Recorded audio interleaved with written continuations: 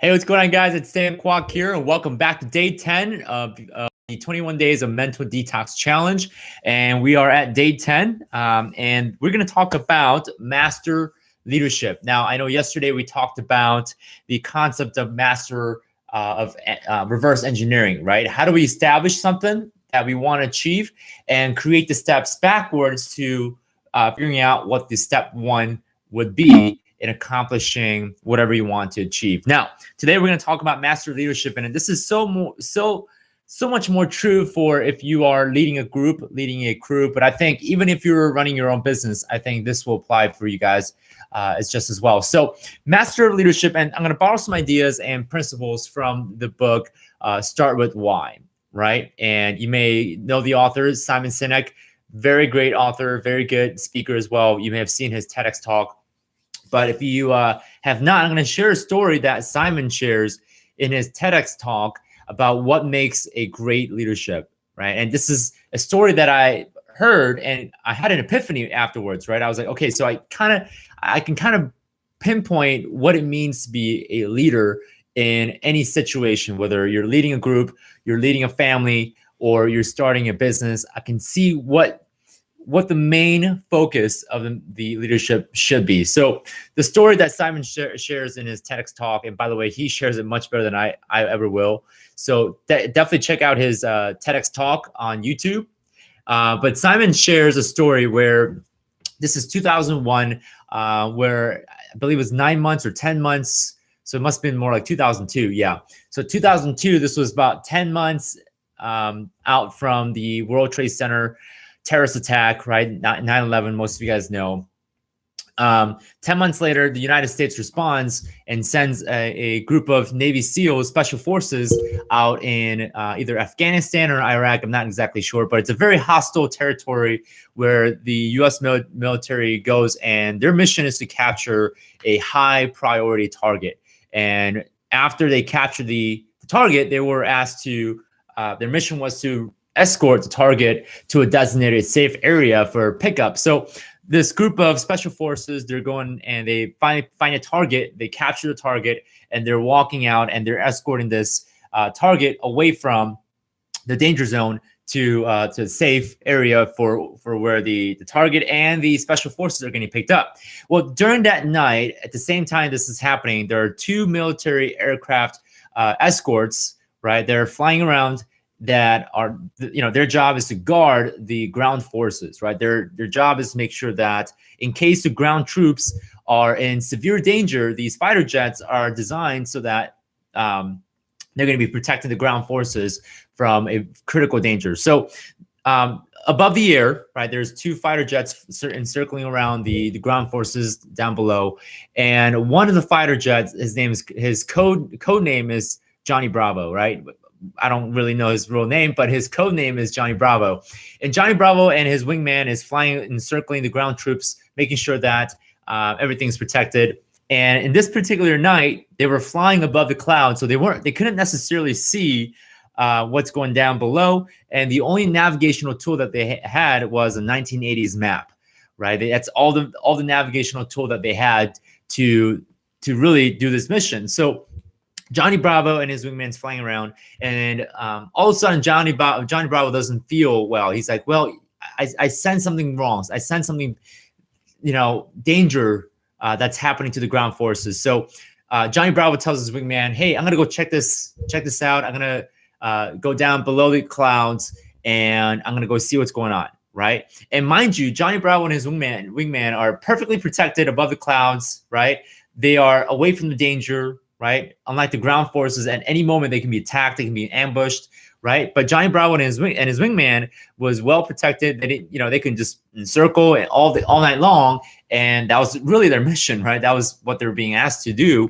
And Johnny Bravo goes down below the clouds because he just feels like something's wrong, right? So as he pitches down and he goes down below the clouds, all of a sudden in the radio, right, through the radio, the ground forces are screaming and yelling, right? Troops in contact, right? What that basically means is that they're getting attacked, right? The ground troops are getting ambushed, and what was happening was that the ground forces, they were going through this tight, narrow valley, and between two of the hills and mountains, there were enemy forces shooting down on the ground forces. So Johnny Bravo goes down, and as he goes going down, he gets his radio distress signal, right? Troops in contacts, and all Johnny Bravo sees is bullets, right? All these trace fires going crazy, and they can see the ground forces, the U.S. forces firing back, and Johnny Bravo is like, holy crap, that these guys are in danger. If I don't intervene, that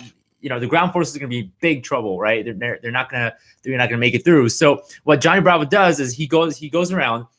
And as he encircles back, he lays fire, right? He shoots his machine guns at the enemy, right? So he's got his fighter jet, and he's shooting the enemy, right? And then as he shoots and lays a fire, right? He's counting because he doesn't want to necessarily get hit by a wall. He doesn't want to get necessarily hit by the valley because it's such a narrow space. Johnny Bravo shoots, right? Fires, and then goes back, right? Picks his plane back up, and the ground forces are telling him, hey, that was great. Good hit, right? We need to hit it again. Go it again. So Johnny Bravo circles around, fires again, shoots, right? And Johnny Bravo is counting, right? 1,000, 2, 1,000, 3, 1,000, 4, 1,000. And then he pulls his stick back to take his jet away from the ground. And he does this multiple times, right? He tries to lay down fire on the enemy, right? He kills a lot of the enemy forces. And soon enough, he runs out of ammunition, right? He runs out of ammo. So what he does is he goes back up in the air where his wingman is also circling around. He tells his wingman saying, hey, listen, I ran out of ammo. Would you like to come down? Come down with me, and I'll guide you through. I need you to fire at these enemies so that the ground forces can be safe, right? So Johnny Bravo guides the wingman down below the clouds, and the wingman's also firing. And mind you, Johnny Bravo and the wingman are so close because the valley, right, is very narrow. So the wingman fires, right, does the same thing that Johnny Bravo does. And that night, not a single U.S. troop members were hurt, or there was 0 casualties with the U.S. forces. So as the mission completes, as the mission's over, Johnny Bravo and his wingman, right, lands their fighter jets, and the ground forces that were once, right, doing the mission, right, they're high-fiving each other, they're hugging each other, they made it, they made the mission, there's no casualties, no one's hurt, no one's dead. And later on, Johnny Bravo was interviewed, and the question goes, well, Johnny Bravo, you were perfectly safe, you were perfectly fine, your mission, all it was to just escort and making sure that you just encircle around the area. Why did you risk your life to go down in this very narrow valley where one bad turn you could crash and die? Why did you risk your life to go down and save the ground forces when your job wasn't, it didn't include that type of engagement? And Johnny Bravo says, well, because the ground forces would have done that for me, right? And what's really interesting is that in the military culture, troops and the service members are sacrificing their lives so that they can save others, right? They're always putting themselves in the line to make sure that the person to the left and person to the right, the fellow troops, are being protected. Yet sometimes we see in the business world that we put ourselves first, sacrificing others so that we may gain, right? And this is what Simon Sinek talks about in terms of leadership. Our job as a leader is to put ourselves in the line so that we can protect our subordinates, protecting our team, protecting the people that are working with us, and creating this ultimate safety environment where our team feel safe and that they could do their job, could do their tasks without feeling like they're in danger, right? So a true leader, to be a master of leader, is to put yourself on the line, to be the first line of defense to making sure that your team, your organization is protected from the outside threat. And only then your subordinates and those around you would trust you and find confidence and find safety knowing that you are going to protect the fellow team members, whether it's partners, right, organizational members, from any harm. Now, what's really great about that story and that analogy is that once you create the safety around your organization, your team members, the people that you lead, feel safe about working with you. They'll do anything they can in their powers to do a great job. But not only that, because you've created a safe area, a safe environment. You've created an environment for creativity where people are accepted even when they criticize each other. It's a friendly criticism, right? Not like an attack. So it's really important to understand, as leaders, our job is to provide an environment where not only safety is a priority, but also making sure that you are the first line of defense, that anytime there's an attack or a threat against a group, you as a leader, you are responsible in making sure that the group is safe and that they are provided with a working environment where people can come to work and they feel safe. They want to work hard. They want to be loyal to you because you are the leader that they want to follow. So again, Simon Sinek would have told the story way better than I would have. I've listened to his story maybe twice or three times, and I'm just kind of, summarizing, giving you guys more of a general point of the story. But the point of the story is this, right? We have to be willing to sacrifice ourselves so that the others may gain, right? And that's really, honestly, how capitalism works, right? I mean, not to get political here, but in capitalism, you have to sacrifice your time, you have to sacrifice your energy, you have to sacrifice your efforts, right? Yourself, so that you can create a product or you can create a service that will solve other person's problem, right? For example, the guy who invented toilet, right? Obviously, he sacrificed a lot of time and a lot of energy and perhaps money to invent something called toilet, where now people, right, they can go to the bathroom without feeling like without any hindrance. So of course, the guy, deserves the reward and the compensation he deserves, because he was able to sacrifice his time, create something that was valuable to other people, and that ultimately created value for a majority of us in the modern society. So as a leader, there's three things that I can break it down to. Is number one, the leader is responsible for everything, right? The leader is responsible for outside threats and dealing with any attacks coming into the team.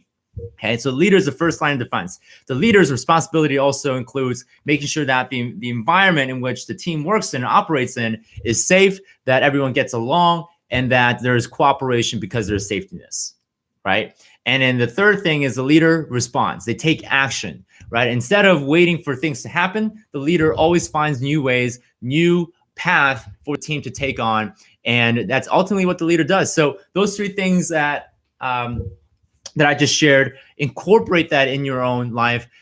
Even if you're not a boss, even if you're not leading a team, even if you're not a CEO of a company, you are a leader in the sense that you're a leader of your family. You are a leader of yourself. You are a leader in every decision that you make, right? Especially for those who are looking to start a real estate investing business, or you have been starting a real estate investing business. You also have the responsibility to exercise your leadership, because whoever you work with, whether it's contractors, property managers, you got your assistants, you got your realtors, whoever you're working with, you are a leader in that position. You have to be responsible in making sure that everyone working in your organization, whether they're employees or not, making sure that they feel safe working together, that you're creating this collaborative environment, and making sure that any attacks from the outside world is being shielded because of the decisions that you make.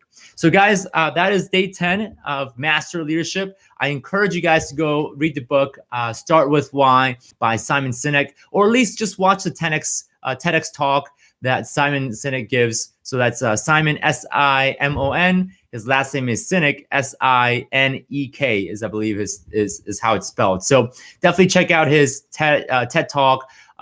Very, very profound, very inspiring, and it's very thought-provoking. So definitely check it out, and share your comments and share your thoughts right below this video after watching it. So guys, thanks for tuning in. Thanks for watching another 21 Days of Mental Detox Challenge. We'll be back tomorrow night with day 11. And we're going to be talking about the power of auto-suggestion. So don't miss it. And I'll be back tomorrow night. All right. Take care, guys.